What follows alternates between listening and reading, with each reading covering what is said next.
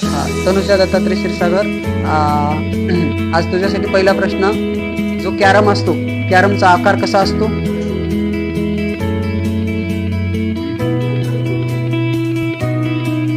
सांगायचं लवकर. कॅरमचा आकार, पहिला प्रश्न नाही. दुसरा प्रश्न, वहीचा आकार कसा असतो? वहीचा आकार चौरस, चुकलं.